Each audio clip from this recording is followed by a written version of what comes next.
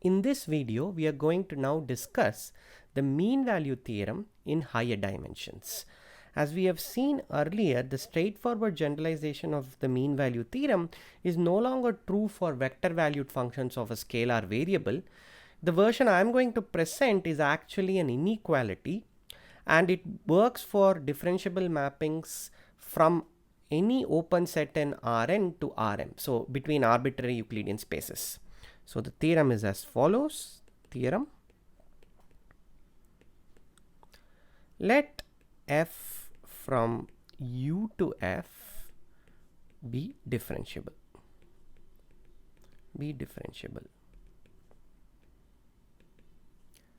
And let a comma b be points of u.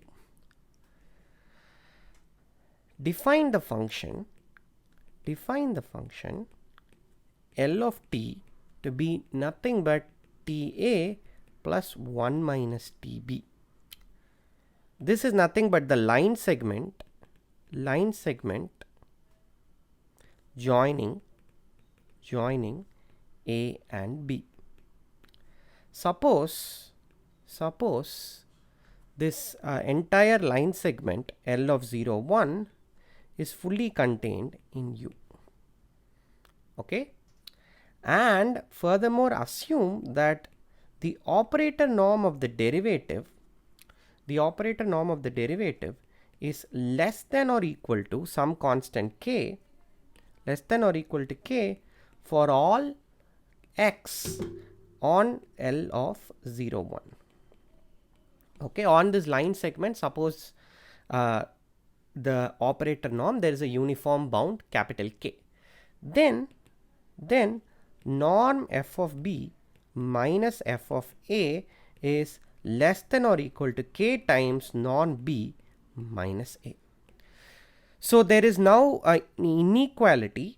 The usual mean value theorem said that there will be a point such that f of b minus f of a is equal to df of x times b minus a. That is no longer true in general. We have already seen a counter example, but this inequality will be more than sufficient in most applications. Let's see a proof. So by openness of u, we can actually find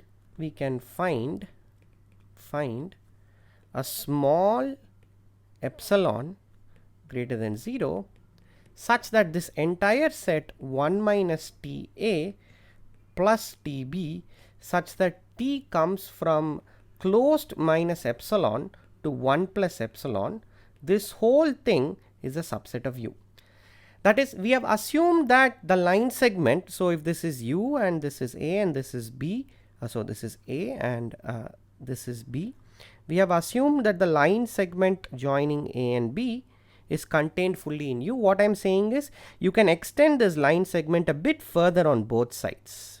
That's essentially what I am asserting, and this will follow from the openness of u in a straightforward way. So we can view this function L from minus epsilon 1 plus epsilon to u. There is still no issue. It will still map into u. It will not take it outside u. Okay. So if f of b equal to f of a, we are done. Nothing to prove. So that takes care of the trivial case. Okay. So assume f of b is not equal to f of a, and set the vector u to be f of b minus f of a by norm f of b minus f of a. That is the unit vector in the direction f of b minus f of a. Okay. Now we are going to define a new function g. We are going to define a new function g from minus epsilon 1 plus epsilon to this is just going to map to the real numbers. This is as follows: g of t is just this vector u dot product, the standard dot product, f of L of t minus f of a. Okay. So here of course dot is the standard inner product. The standard inner product. So we have manufactured a function that maps this interval minus epsilon 1 plus epsilon to the real numbers. Okay. Now it is elementary that the function g is differentiable. It's differentiable. This follows from the various properties of the derivative map that we have already established. This proves that from those properties you can conclude that g is differentiable on minus epsilon 1 plus epsilon. This is differentiable as a usual classical one variable function, and is also continuous. Because it's differentiable, is also continuous on close 0 1. Okay, excellent. And from the properties that we have seen, it's easy to see that the derivative g prime of t is going to be u dot product df taken at the point L of t, and this df taken at the point L of t acts on the vector L prime of t.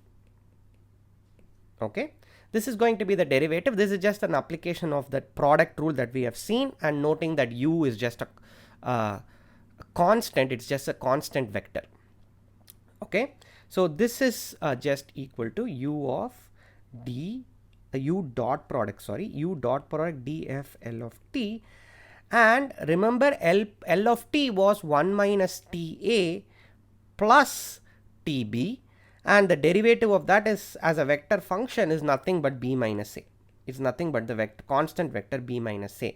That's to be expected because L of t is actually just a line segment. It parameterizes a line segment. The derivative is b minus a. Okay. So what have we got from all of this? Well, we have got, when by taking modulus on both sides or the absolute value, we have got mod g prime of t is equal to the absolute value of u dot df at L of t acting on b minus a modulus. Okay.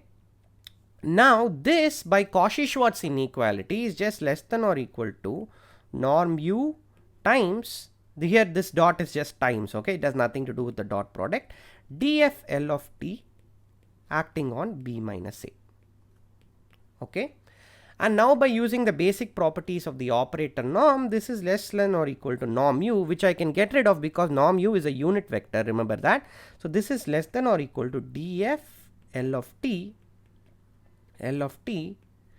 operator norm times norm b minus a.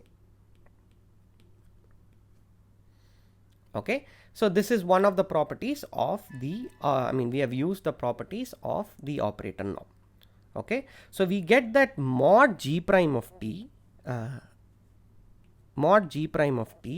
is less than or equal to the operator norm of df at L of t times norm b minus a, and now we can use this fact that the operator norm on L of t is bounded by this constant k to write it as k times norm b minus a.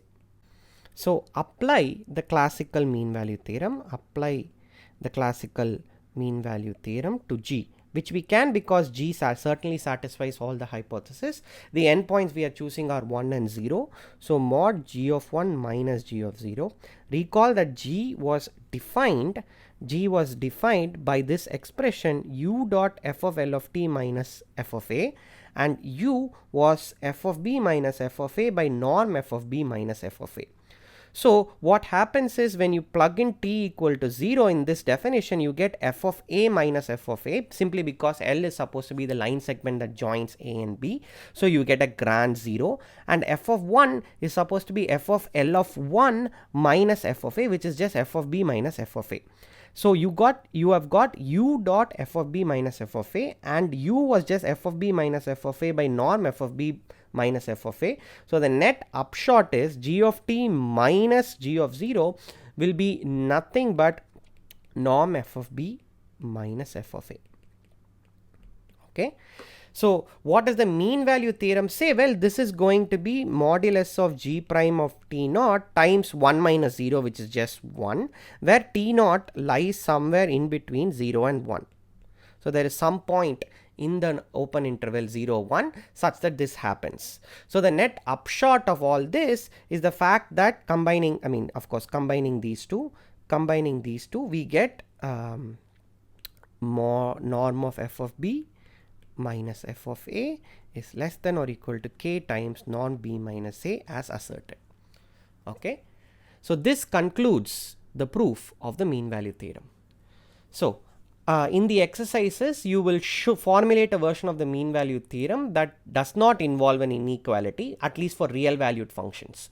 It's not that hard, you just look through the idea here. You can also formulate a general version of the mean value theorem that does not involve an inequality by observing what we have done here, but that is not very useful. This inequality, final inequality that we get, is more than sufficient for applications. This is a course on real analysis and you have just watched the video on the mean value theorem.